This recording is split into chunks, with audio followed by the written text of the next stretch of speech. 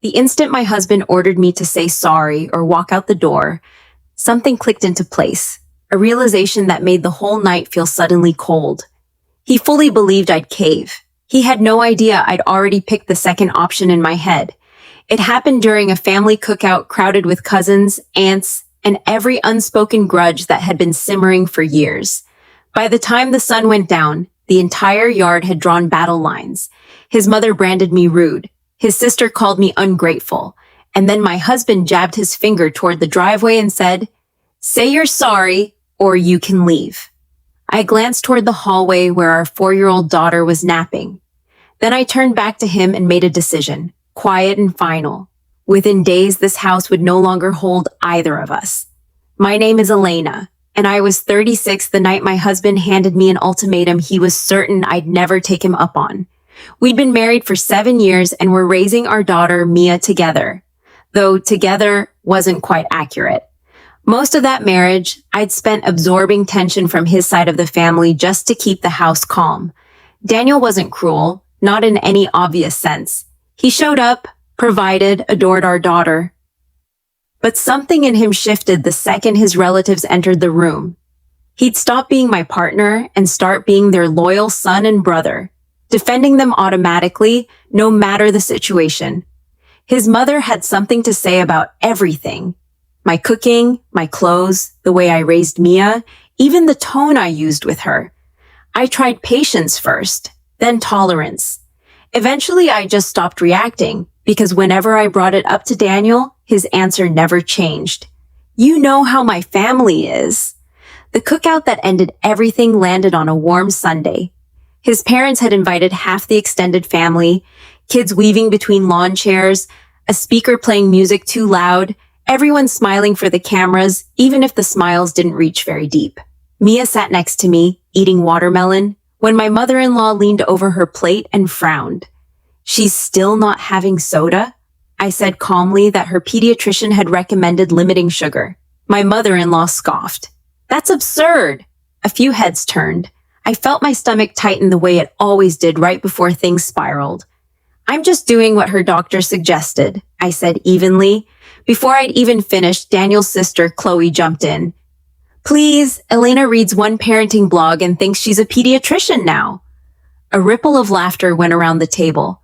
My face went hot, but I forced a smile, the reflex I'd built over years.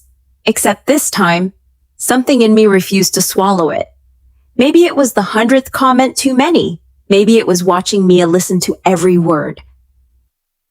"I don't think listening to a doctor is something to laugh at," I said. The table went quiet. Chloe looked wounded. My mother-in-law crossed her arms. "There she goes again." "Goes where?" "Being difficult." That word landed like a slap. Difficult, simply because I hadn't stayed silent. Suddenly everyone had an opinion.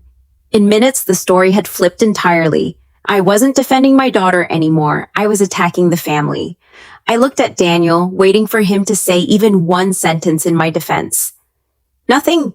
He just sat there watching it unfold, and that silence cut deeper than anything his mother or sister had said.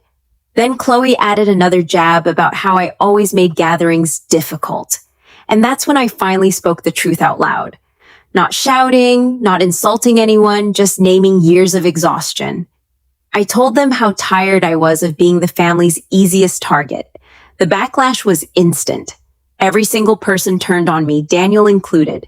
He stood jaw tight. "Elena, enough." I looked straight at him. "No." The yard fell silent. He looked cornered, embarrassed, furious. And then he said the words that would change my life.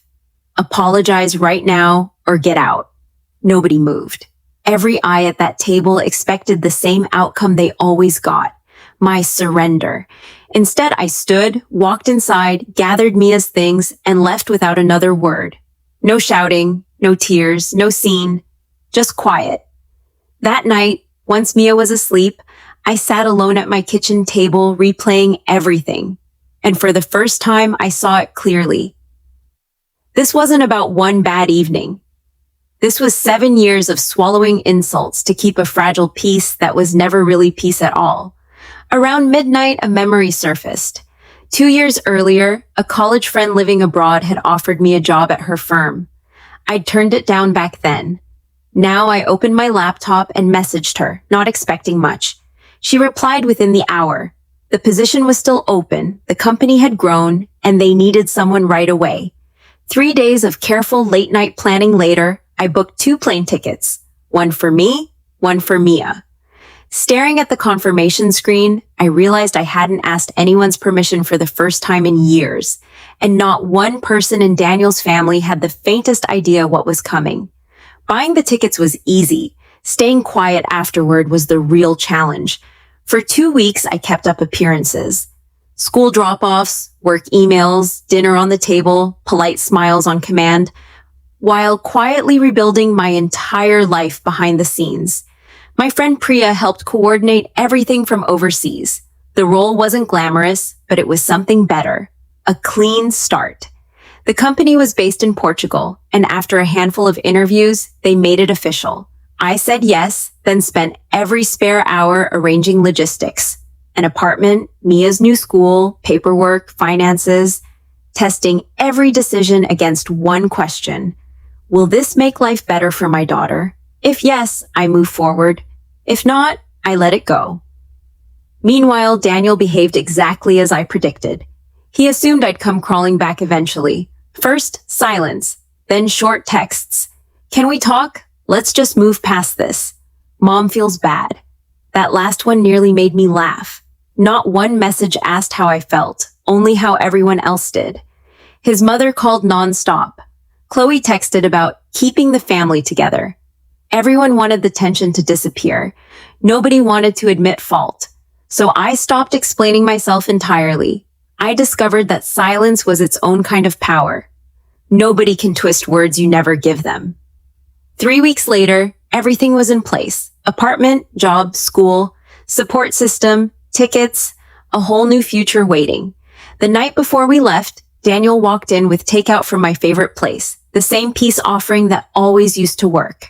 We sat at the table while Mia slept upstairs. I think we've dragged this out long enough, he said. I told him I agreed. He relaxed, visibly relieved, certain he'd won me back. Knew you'd come around, he said. For one brief second, I almost pitied him. Almost. The next morning, while he was at work, Mia and I quietly headed to the airport. I left a letter on the counter. Not bitter, not theatrical, just true. I explained why I was leaving, what needed to change, and why I refused to model for my daughter that disrespect is something you simply endure to keep others comfortable. My phone lit up nonstop as we cleared security. Call after call, text after text. He'd found the letter. I didn't answer until hours later, once Mia had fallen asleep beside me mid-flight. Elena, he said the moment I picked up, his voice cracking with panic. You're actually doing this? I looked out at the clouds spreading endlessly below us. Yes. This is crazy. No, I said steady. What's crazy is thinking I'd spend the next 20 years apologizing just for having limits. For the first time since I'd known him, he had nothing to say back. The months that followed were far from easy. Starting over rarely is. But something shifted. Mia blossomed. Lighter, more confident, genuinely happy. And so did I. The distance forced Daniel to finally see what he'd spent years ignoring. The favoritism, the imbalance, the way I'd been treated, without his family's noise drowning it all out. Eventually he apologized, and it was real. Not for one night, but for years of choosing comfort over standing up for me. His mother and sister apologized too, much later, only once they realized they no longer had any control over the outcome. Today, my relationship with Daniel is stronger than it ever was. Not because I forgot what happened, but because boundaries finally exist where there were none. Looking back, it was never really about the plane ticket or the new country. It was about learning that respect isn't something you plead for. It's something you claim. The night my husband gave me that ultimatum, he thought he was punishing me. He never realized he was setting me free, and choosing myself changed everything that came after.